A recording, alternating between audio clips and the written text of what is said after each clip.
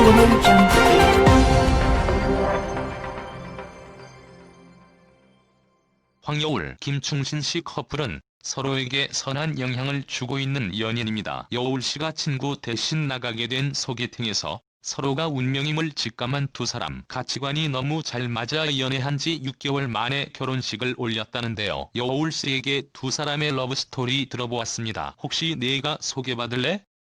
네 연락처 줘도 돼? 제게는 대학병원 간호사 친구가 한 명 있습니다. 지난해 5월 오랜만에 연락이 와서는 본인이 너무 바빠서 못하는 소개팅이 있는데 저보고 하겠냐고 대뜸 물었습니다. 저는 누굴 만나고 싶은 마음이 별로 없었어요. 그런데 친구가 한 번 연락이라도 해보라고 설득을 해서 신랑과 메시지를 주고받게 됐습니다. 당시 저는 직전 연애에서 상당히 지쳤던 상태였어요. 상대방에게 무조건 헌신했던 연애였거든요. 맞지 않는 상대에게 억지로 제 자신을 맞추려고 마음고생하는 건 제 인생의 시간 낭비, 감정 낭비라는 걸 깨달았습니다. 나 혼자만 맞춰야만 하는 연애가 아니라 서로 같이 맞춰나가는 연애를 하고 싶었죠. 그래서 나는 이런 사람이니 싫다면 아예 다가오지 마 하는 방어기제를 갖춘 채 신랑과 첫 대화를 하게 됐습니다. 저에 대한 TMI를 대방출했죠. 부정적인 부분까지 다요. 그런데도 신랑이 저를 만나보고 싶다고 하더라고요. 한국에 돌아오기 전에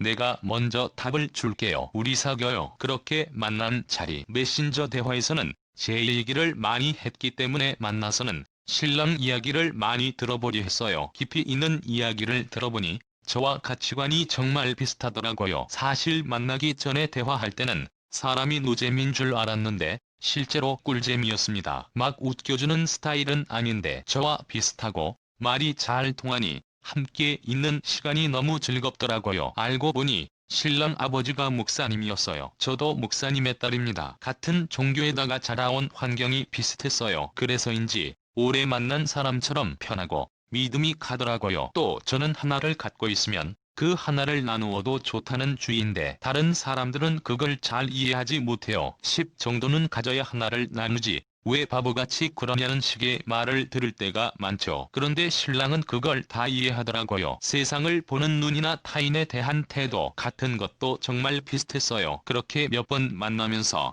서로가 서로에게 강한 호감을 느끼고 있다는 것을 알았어요. 그런데 신랑이 예전부터 계획해두었던 필리핀 여행을 간다고 하더라고요. 저는 신랑에게 여행 끝나고 돌아오면 확실히 내 마음을 말할게라고 했어요. 그런데 생각해보니 서로 관계가 명확하지 않은 상태로 해외여행을 가면 뭔가 자주 연락할 명분도 없을 것 같고 괜히 싫었어요. 그래서 신랑이 출국하는 날 제가 사는 경북 김천에서 신랑이 살고 있는 대구로 바로 달려갔습니다. 신랑 집 앞에 도착하니 비행기 타기 딱 5시간 전이더라고요. 저는 신랑이 한국에 돌아오기 전에 미리 답을 주겠다며 우리 사겨요 라고 말했죠. 그렇게 저희는 연인이 되었습니다. 선물 같은 사람을 만났어요. 저는 결혼은 조건이 맞는 사람이 아니라 가치관이 맞는 사람이어야 한다고 늘 생각해왔어요. 저와 가치관이 잘 맞고 늘 저의 말에 귀 기울여주는 신랑을 사랑하게 됐고 자연스레 결혼을 생각하게 됐습니다. 신랑은 제가 어떤 이야기를 꺼내면